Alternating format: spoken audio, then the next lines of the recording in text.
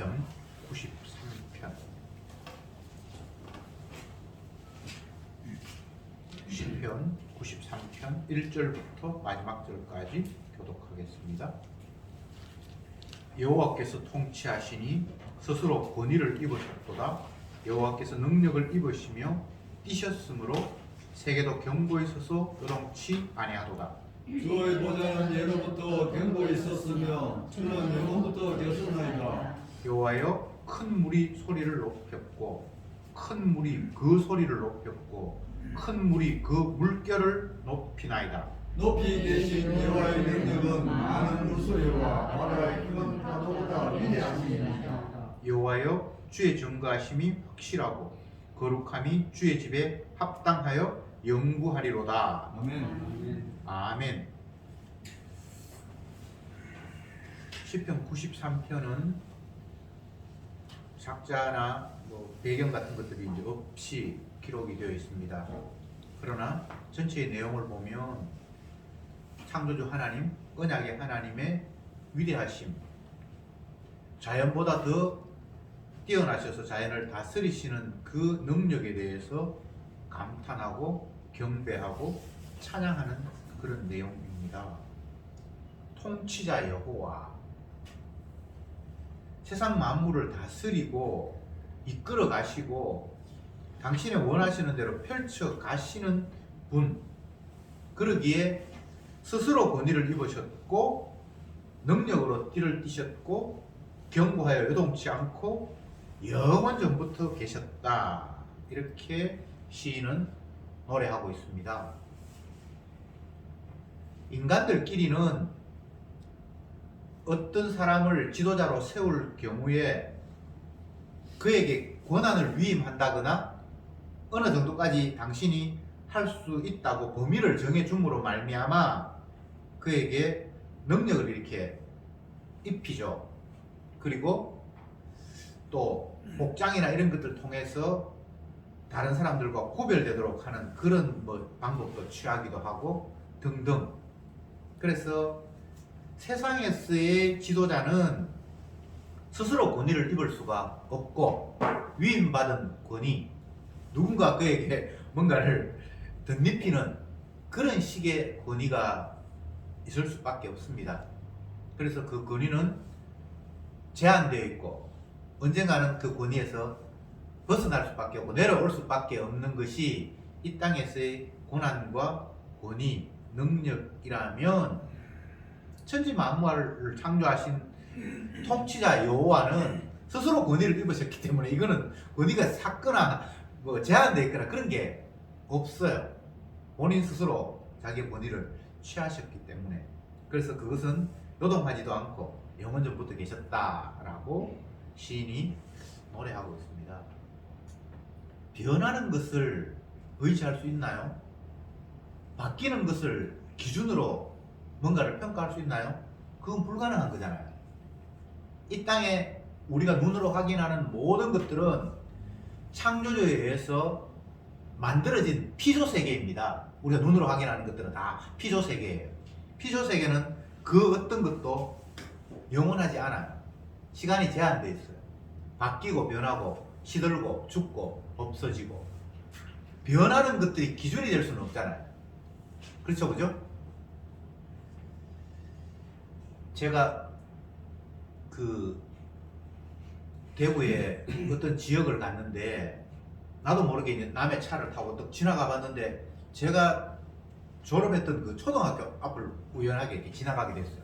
나는 내가 그쪽에 가는지도 모르고 그냥 운전하시는 분이 어디로 가야 되는지 알아봤는데 또 보니까 너무 많이 바뀌었는데 제가 어릴 때 학교 다녔을 때는 대문도 굉장히 크고 그랬는데 지금 지나가 보니까 문도 조금 안 하고 그렇더라고요. 대문이 사실 바뀌지는 않았을 텐데 어릴 때 눈으로 바라본 크기와 나이가 들어서 바라본 크기가 다른 거죠, 그죠? 제가 변하니까요.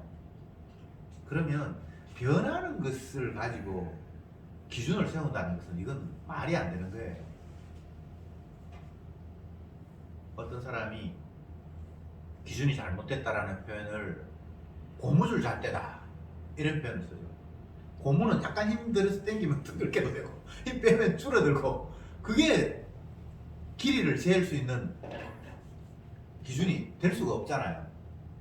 길이를 재려면 고정되어 있어서 움직이지 않는 걸 가지고 아 이거는 몇 센치다 몇 센치 되겠어요. 고무줄은 조금 당기면 넓게도 되고 좁게도 되고 그게 이제 잘못된 기준을 세웠을 때에 고무줄 잣대다 이런 표현을 쓰는 것처럼 눈에 보이는 피조 세계는 그 어떤 것도 기준이 될 수가 없습니다. 바뀌기 때문에 사람들이 말을 많이 하는 그런 위치에 있는 사람들, 정치인들도 그렇고 뭐 목사도 마찬가지고 남 앞에 가르치는 위치에 있는 사람들은 말을 많이 하기 때문에 옛날에는 네가 그렇게 이야기하더니만 이제 시간이 지나니까 또 다르게 이야기하네 이런 식의 그 비난을 들을 수밖에 없는 위치에 있습니다. 근데 인간은 생각도 바뀌고 상황도 바뀌어서 말이 바뀔 수밖에 없어요. 제가 이 말 했다가 저 말 했다가 하는 사람을 이해하라는 이야기를 하는 게 아니고 사람 말 믿지 말라는 거예요. 누구도 말을 믿으면 안 돼요. 대통령 후보가 대통령 되기 위해서 수많은 공약을 내세우는데 그거 믿으면 바보예요. 지금 현재의 상황은 내가 이렇게 하면 되겠다라고 생각해서 그 말을 던졌다 할지라도 시간이 지나 상황이 바뀌면 못하는 거예요. 여러분들은 약속한 거 다 지킬 수 있습니까? 안 되죠. 네. 상황도 바뀌고 내 능력도 말했던 거를 내가 실천할 수 있는 능력이 안 되는 것도 있고 뭐 여러 가지 상황이 있어요. 그런데 오늘 시편에서 기록자는 이야기하기를 여호와는 그런 분이 아니라는 거예요. 바뀌는 분도 아니고 변하는 분도 아니고 누군가에 의해서 권위가 주어졌거나 누군가에 의해서 권한을 위임받은 그런 분이 아니라는 거예요. 스스로 세상을 지었기 때문에 자기는 권위자이고 스스로 능력을 입었기 때문에 외부로부터 그의 능력이 빼앗기거나 흔들리는 거나 그렇게 요동하는 분이 아니라는 거예요. 그래서 그분은 우리의 참 기준이 될 수 있는 분이다 라고 지금 노래하고 있습니다. 예수님이 이 땅에 오셔서 사람들에게 내가 빛이다, 선지자가 이야기했던 메시아가 바로 나다, 내가 하나님이다 이런 이야기를 하셨죠. 그럴 때 사람들은 그 예수님을 너무나 황당하게 생각해요. 왜? 인간들이 생각하는 하나님은 피조물처럼 내하고 똑같으면 그게 하나님이 되면 안 되잖아요. 예수님을 더 정확하게 아는 사람들은 갈릴리에 같이 살았던 이웃 사람들, 그 사람은 분명히 목수의 아들이고 유다가 친구가 있고 뭐 누나가 누구고 다 아는데 자기가 어느 날 갑자기 그냥 뭐 아버지 밑에서 열심히 어릴 때 생활하다가 나이가 한 30살 정도 됐는데 갑자기 돌아다니면서 자기가 하나님의 아들이라고 그러고 하늘에서 왔다 그러니까 얼마나 이게 황당한 이야기입니까? 근데 또 더 황당한 것은 그분이 진짜 하나님의 아들처럼 뭐 이상한 일이 막 일어나는 거예요. 능력이 발휘되고 뭐 죽은 사람을 살리기도 하고 뭐 희한한 일이 막 일어나는 거예요. 그 상황을 바라보면서 인간이 얼마나 혼란스러웠을까요? 하나님의 아들이라고 믿기도 못하고 아니라고 부정하기도 못하고. 제가 지금 무엇을 이야기하는가 하면 인간의 판단력이라는 게 이게 한계예요. 맞는 것 같기도 하고 아닌 것 같기도 하고. 그래서 제대로 된 판단이 주어지기 위해서는 하나님의 절대적인 기준이 은혜로 우리에게 다가와야 그게 제대로 판단을 할 수가 있는 거예요. 인간은 아무리 판단하려고 그러고 잣대를 가지고 재려고 그러고 요 모양 저 모양 다 재봐도 기준 자체가 잘못되어 있기 때문에 고무줄 잣대예요. 우리가 성경을 보면서 서기관 바리새인들을 너무 가볍게 도매금으로 느끼는데 그 사람들 그렇게 가벼운 사람들 아닙니다. 그 그 사람들요 성경 연구하고 하나님 말씀 사랑하고 바르게 살려고 안간힘을 썼던 사람이에요. 이 가운데는 그만큼 신앙생활 열심히 하려고 발버둥 친 사람이 아마 없을걸요. 그 사람들은 진짜 자기가 믿는 바 말씀에 목숨을 건 사람들이에요. 근데 그런 사람들이 예수님을 바라보니까 어떤 때는 보니까 좀 메시아 같기도 하고 어떤 때 보니까 영 아닌 것 같기도 하고 알쏭달쏭한 거예요. 그래서 어떤 사람은 야 저렇게 능력을 행하는데 하나님의 아들이 아니라고 우리가 그냥 개무시하기에는 우리는 저런 일 못하잖아. 그리고 저 사람이 가르치는 말을 한번 봐. 우리가 알기로는 저 사람이 별로 배운 것도 없고 뭐 지식인도 아닌 것 같은데 뭐 갈릴리에서 그냥 어부처럼 아니면 그 아버지가 목수였으니까 뭐 그렇게 그냥 살아서 특별히 뭐 가말리엘 문화에서 배웠다든지 그런 것도 아니고 서울대학 나왔다든지 뭐 그런 것도 아니고 학벌도 없고 뭐 아무것도 아닌 걸 우리가 알고 있는데 훌륭한 사람들, 서기관 바리새인 똑똑한 사람들 그런 사람들과 대화를 하는데 보니까 그런 사람들이 도저히 말로는 이길 수 없는 하나님의 능력이 아니면 도대체 저런 말이 어디서 나왔냐? 저 사람들 누구한테 배웠지? 라고 생각할 만큼 그런 이야기를 하기도 하고 또 보리떡 5개로 5,000명을 먹이는 이런 일이 있기도 하고 죽은 나사로를 살리기도 하고 뭐 문둥병자 낫기도 하고 소경이 눈을 뜨기도 하고 자기들은 뭐 대단한 신앙인이고 하나님 말씀대로 샀다고 하지만 소경을 눈뜨게 하지는 못하잖아요. 이게 얼마나 혼란스러운지 몰라요. 그들은 성경의 전문가라고 하는데 예수님이 한마디 툭 던지니까 그 말에 해명도 못하고 반대로 그들이 예수님을 함정에 빠뜨리기 위해서 뭔가를 말을 했는데 예수님이 싹싹 피하는 말을 하고 얼마나 이게 예수님이 얄미운지 결국은 시기심 때문에 예수님을 잡아 죽일 수밖에 없는 그런 상황까지 내몰린 거예요. 예수님을 시험하는 말 바리새인이 한번 시험해봤다가 너 그 정도 수준밖에 안 돼. 또 사두개인이 한번 시험해봤다가 율법사가 한번 시험해봤다가 서로 경쟁을 해서 우리 수준은 못 넘을 걸. 그때 주님께서 싹싹싹 다 피해가 버린 거야. 우리가 잘 알잖아요. 성경에 보면 예수님을 시험하는데 뭐 마귀도 시험하죠. 근데 마귀 시험을 가볍게 살살 피해가고 통과해버리잖아요. 더 이상 말을 못하겠고 바리새인들은 예수님이 결국은 로마의 식민지 하에 살고 있는 이 우리나라를 하나님 섬긴다 그러고 하지만 결국은 안 될 걸 하면서 뭐라고 시험을 합니까? 주여, 예수님이요, 선생님이요, 우리가 로마의 통치 아래 있는데 로마의 총독 가이사에게 우리가 세금을 내는 게 하나님 백성으로서 정당합니까? 라고 물었다는 거예요. 내라! 그러면 그럼 당신 하나님 나라를 믿는 게 아니고 세상 나라에 지금 의지하는 거네? 이런 대답이 나올 거고 내지 말라 그러면 로마의 압자에서 당장 그 사람은 반정부 인사가 돼가지고 구속당할 거고 이거는 절대 답을 못 할 거다라고 자기는 완벽한 올무를 가지고 예수님 앞에 던졌는데 예수님 뭐라고 이야기합니까?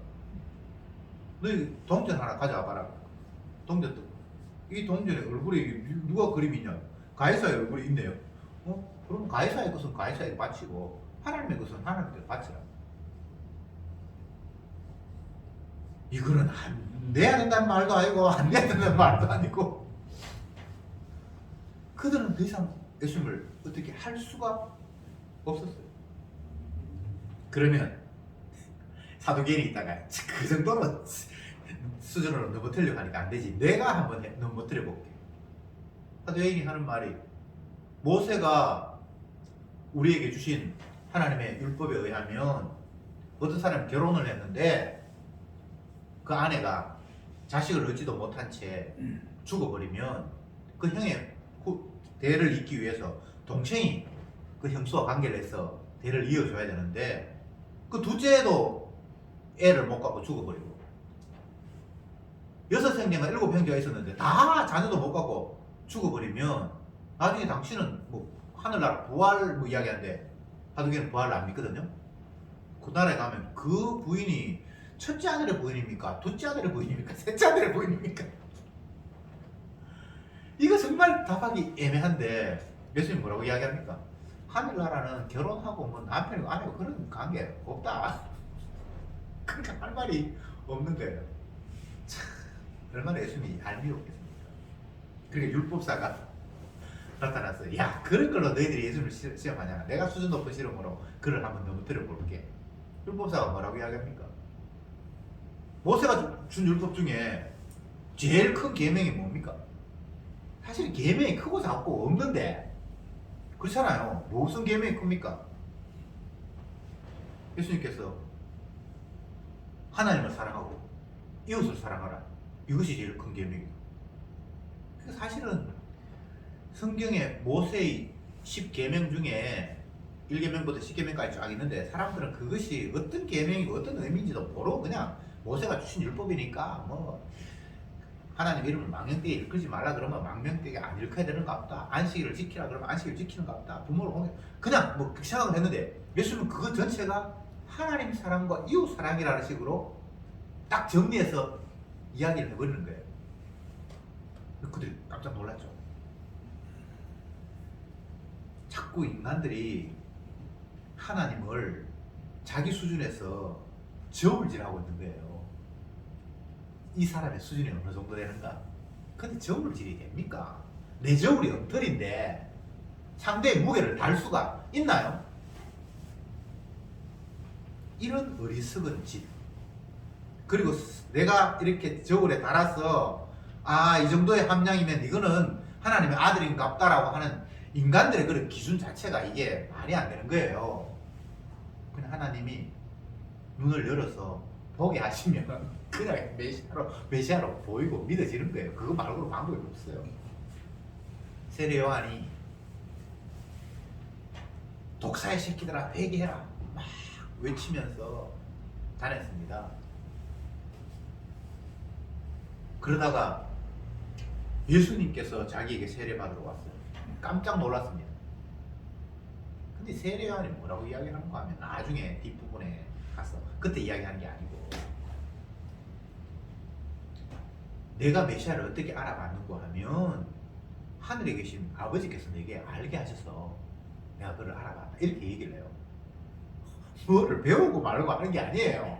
그리고 자기가 예리한 눈이 있어서 딱 보니까 저분은 사람이 아니야. 겉으로는 사람 모습인데 딱 보니까 그건 하나님 아들이야. 이렇게 예리하게 알아볼 수 있는 게 아니고 하나님께서 알게 하셨다는 거예요. 하늘에서 뭐 비둘기가 내려있는 자가 내가 보낸 메시아라는 것을 말씀하셨는데 그가 내 앞에 올 때 하늘에서 비둘기가 지금 내렸고 그래서 내가 알아봤지. 내가 어떻게 알아봐? 내가 뭐 특별한 사람도 아니고. 그 너무나 간단한 이야기를 하는 거예요. 하나님이 알게 하셨다는 거예요. 근데 이게 뭐 말씀이 전부 무슨 방법이 있습니까? 연구해서 아는 것도 아니고 능력이 있어서 아는 것도 아니고 그냥 세례와는 똑같은 죄인이에요. 여자가 난 그냥 사람이에요. 그런데 알아봤다는 것은 하나님께서 알아보게 하셨으니까 알아봤지 나는 아무것도 아니라는 거예요. 그 이야기 속에 우리 모두를 다 집어넣어야 됩니다. 예수님을 영접하고 그분이 하나님이라고 인정하고 그분의 말씀이 유일한 세상에 잣대고 기준이라는 것을 깨닫게 되는 것은 하나님께서 알게 하시야만 아는 거예요. 그 다른 방법 없습니다. 오늘날도 마찬가지입니다. 예수님 시대만 그게 아니고 오늘날도 예수 믿는다는 것은 사람들이 지가 믿는다고 구라치는 거 말고 진짜 믿는 것은 하나님께서 믿게 하셨기 때문에 믿는 거예요. 선물 받아서 믿는 거예요. 방법 없어요. 성경을 아무리 연구하고 뭐 히브리어 헬라어 연구하고 신학 박사고 뭐 목회를 수십 년 하고 기도를 뭐 낙타 무릎이 되도록 기도하고 팔 들고 하나님 앞에 평생을 기도해도 예수님 알 수 있는 방법이 없어요. 그래서 주님은 한마디로 정리하죠. 사람으로서는 할 수 없다. 얼마나 기쁜 소식입니까? 안 된다는 거잖아요. 그럼 안 되면 끝인가? 아니에요. 하나님께서 하게 하시면 한다. 이보다 더 명쾌한 복음은 없습니다. 그리고 예수님이 이 땅에 오셨을 때에 그 예수님을 향해서 이는 자기 백성을 저희 죄에서 구원할 자다라고 한마디로 그냥 딱 정리해버렸어요. 우리가 믿는 예수님은 우리를 죄에서 구원하실 분이지 다른 예수님 아니에요. 내 사업 응하게 하시는 예수님, 그런 예수님 우상입니다. 우리 아들 어려운 문제 있는데 해결하게 하시는 예수님, 그거는 성경에 약속한 예수님이 아니고 우상입니다. 우리 교회에 부흥시켜 주시는 예수님, 그건 우상입니다. 예수님은 자기 백성을 저희 죄에서 구원할 자로 오셨어요. 죄 문제 해결하시는 분이에요. 우리의 허물과 죄를 그분이 피로 덮으셔서 우리를 깨끗게 하시는 분이 예수님이지, 그 외에 다른 예수님을 자꾸 지내지 마세요. 친구들끼리 카톡 하면서 금요일날 막 왔다 갔다 했는데 오늘 뭐 금요 뭐 무슨 기도 갔나? 갔다. 그래, 나를 위해서 기도해라. 코로나를 위해서 기도해라. 뭐 이 나라에 이제 더 이상 뭐 정권이 어쩌고 뭐 기도해라. 그런 거 기도해서 응답하시는 예수님은 성경에 없는 분이에요. 그들의 교회 다니면서 다 어릴 때부터 뭐 교회 다닌다고 예수 믿는다고 하고 날마다 뭐 성경 읽고 뭐 장로도 있고 집사도 있고. 네. 그런데 오늘 본문이 아니라 성경에 있는 예수는 자기 백성을 저희 죄에서 구원할 자라는 그 근거에 의해서 오늘도 내 죄 사실 주님 앞에 나가서 나는 기도한다, 이런 말이 한마디도 없는 거예요. 그러면 자기는 예수 믿는다고 굳게 믿고 있는 거예요. 시편 기자가 여호와는 이 세상 전체를 통치하시는 분이고 그분은 누구에 의해서 권위를 위임받은 분이 아니라 스스로 권위를 가지셨고 능력을 가지셨기 때문에 누구도 그의 그 통치의 능력에 단 한순간도 흔들림이 없는 분이다. 정확하게 말씀에 근거해서 메시아를 이야기하고 있잖아요. 그러면서 이런 이야기를 합니다. 3절에 여호와여 큰 물이 소리를 높였고 큰 물이 그 소리를 높였고 큰 물이 그 물결을 높이나이다. 요 3절에는 큰 물, 그 다음에 그 큰 물의 소리, 그 큰 물의 물결, 이렇게 이야기함으로 말미암아 이 시에 의하면 점층법, 점점 더 강하게 세게 나가는 게 있잖아요. 그런 식의 문장을 지금 구사하고 있습니다. 큰 물이 소리를 높였고 큰 물이 그 소리를 높였고 큰 물이 그 물결을 높였고, 이렇게 점점 더 물결의 강함을 이야기합니다. 지금 여기서 무엇을 이야기하고 있는가 하면 피조물인 인간은 자기 자신의 나약함을 자연의 강함에 비교해서 자연은 대단한데 나는 초라하다, 이렇게 이제 비교하고 있거든요. 인간들이 아무리 대단한 능력을 가져도 파도가 치고 풍랑이 일고 하면 그 앞에 우리가 쫄 수밖에 없잖아요. 배가 몇만 톤 되고 해도 뭐 삼각 파도가 오고 해일이 일고 하면 배 뒤집어지거든요.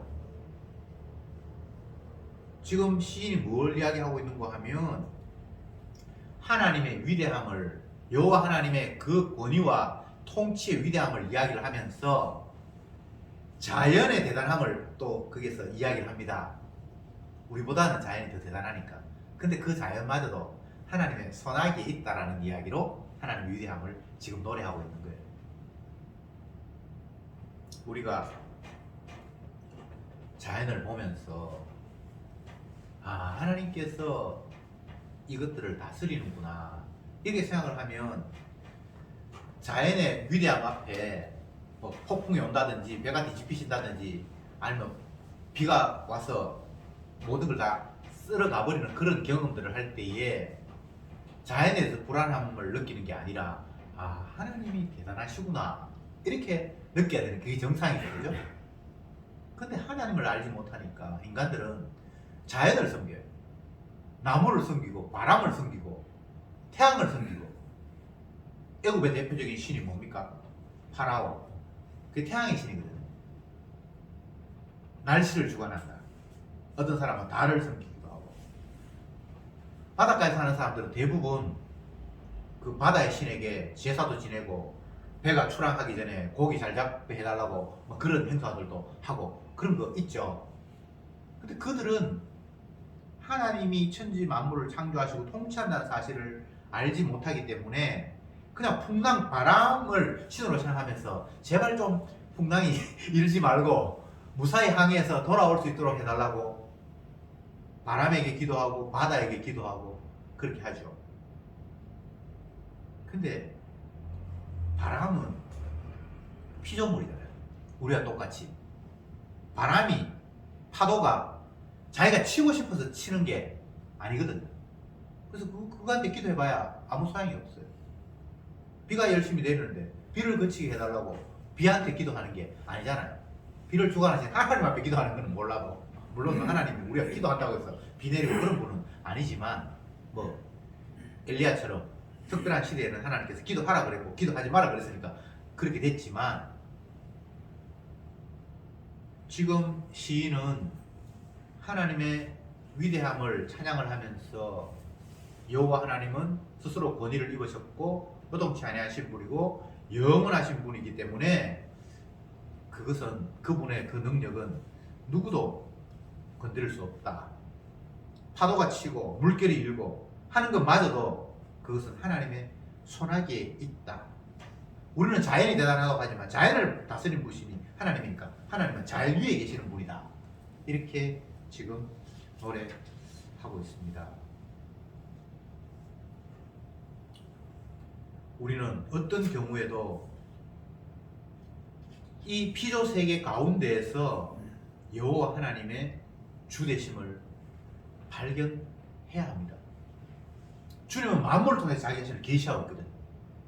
성경에 약속이 기록된 계시도 있고 이거는 뭐 틀림없는 계시고 이것만이 계시가 아니라 천지 만물 자기가 만들었을 때 펼쳐놓은 모든 세계가 다 계시예요. 뭐 코로나가 창궐 하고 이게 다 계시라고요. 하나님이 자기 자신을 보여주고 있다고요. 풍랑이 치고 파도가 일고 하는 거 하나님께서 풍랑을 일으켰고 파도를 움직였어요. 하나님의 손길이 그게 지금 보이는 거예요. 이 시인은 이 어리석은 사람들아 풍랑이 친다고 해서 그게 풍랑이 지가 친 게 아니고 코로나가 창궐한다고 해서 그 무생물인 그 바이러스가 뭔가 하는 것이 아니라 모든 것들을 주관하시고 스스로 권위를 입으신 하나님이 지금도 모든 것들을 주관하고 계셔. 여호와 하나님이 그 일을 통해서 자기의 능력과 위엄을 과시하고 계시는데 그 하나님 안 보여? 라고 지금 이야기를 하고 있는 거예요. 어느 나라는 지도자 한 사람이 자기가 최고 지도자가 되어서 자기를 반대하는 사람을 죽이기도 하고 옥에 가두기도 하고 뭐 지금 이 세상에는 별별 일이 다 일어납니다. 그런데 믿음의 눈이 아닌 육의 눈으로 보면 바람이 우리를 괴롭히는 것 같고 바이러스가 우리를 위협하는 것 같고 무자비한 통치자가 나를 괴롭히는 것 같이 보이죠. 믿음의 눈이 없으니까. 근데 믿음의 눈으로 보면 그거 아무것도 아니에요. 하나님께서 자기의 뜻을 펼치기 위해서 이런 일들을 지금 베풀고 계시는 거예요. 구약의 이스라엘 백성들이 남의 나라에 포로 잡혀가고 70년 동안 전 세계에 흩어져서 고생하다가 하나님이 때가 되어서 70년 후에 다시 자기 백성들을 불러 모으고 근데 그게 보면 모두가 다 하나님이 자기 일을 하고 계시는 거예요. 오늘 앞 시간에 우리가 열왕기하 15장을 봤는데 15장 37절 한번 봅시다. 이건 유다왕 요담 때 일어났던 일인데 37절에 그때에 여호와께서 비로소 아람 왕 르신과 르말라의 아들 베가를 보내어 유다를 치게 하셨더라. 하나님께서 요담이 왕이 되어서 다스리고 있던 어떤 시점에 이웃나라 아람과 또 북쪽의 르말라의 아들 베가 이것도 왕입니다. 를 보내서 유다를 치게 하셨더라. 여호와께서 치게 하셨어요. 여호와께서 적들이 쳐들어오는데 여호와께서 그렇게 하게 하셨다는 거예요. 때가 되어서 그게 그 어떤 한 시점만 일어나는 것이 아니라 세상 전체가 다 그렇게 움직여가고 있는 거예요. 여호와께서 코로나를 보내고 여호와께서 이런 일을 펼치시고 여호와께서 이런 상황을 만드시고 환경이 문제가 아니고 사람이 문제가 아니고 피조물끼리의 역학관계가 아니라 여호와 하나님께서 자기 언약을 이루시고 스스로 영광을 취하시기 위해서 이런저런 일들을 하신다는 거예요. 오늘 본문을 이야기하면 파도가 흉흉하게 하고 태풍이 불고 배가 뒤집히고 이 여호와께서 하시는 일이라는 거예요.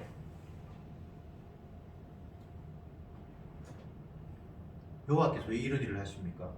자기 언약을 이루려고, 자기 영광 취하시려고, 자기가 언약하시고 내뱉었던 그 약속을 성취하기 위해서 그 일을 펼치고 계시는 거예요.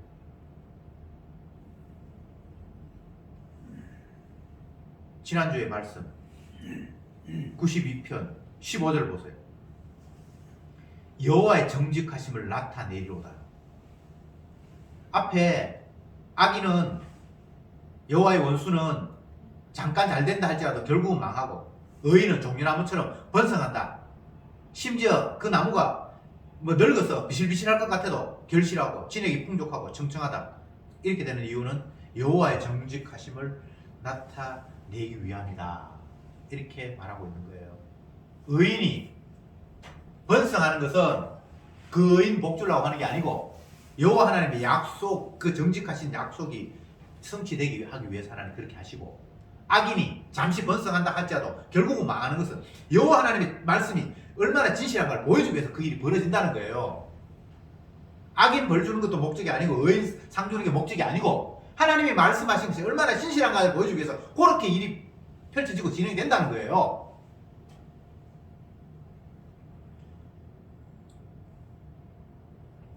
사절 말씀, 높이 계신 여호와의 능력은 많은 물소리와 바다의 큰 파도보다 더 위대하시다.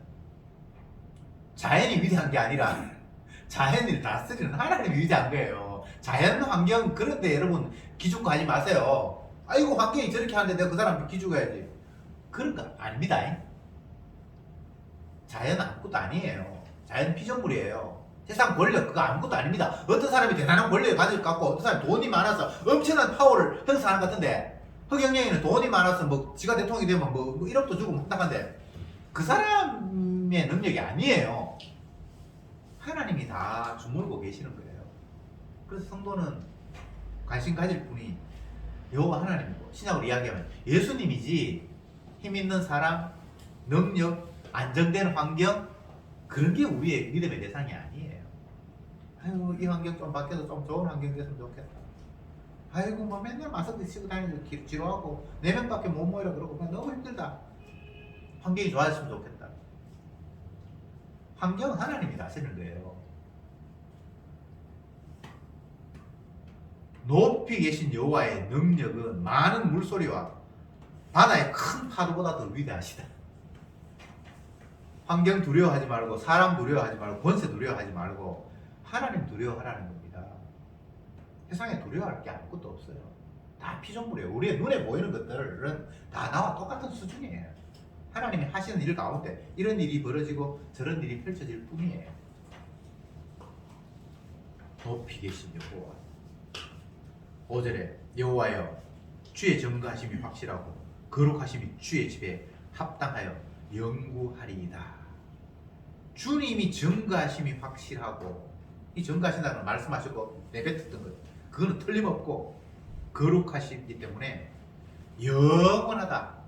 이 당신은 능력이 많으시고 영원하신 분이다. 그리고 당신이 말씀하신 그 내뱉던 것들은 그거는 뭐 영구하게 바뀌는 것이 아니다 라고 주님의 위대하심을 그 말씀이 영원하고 변치 않는 것으로 연결시키고 있습니다.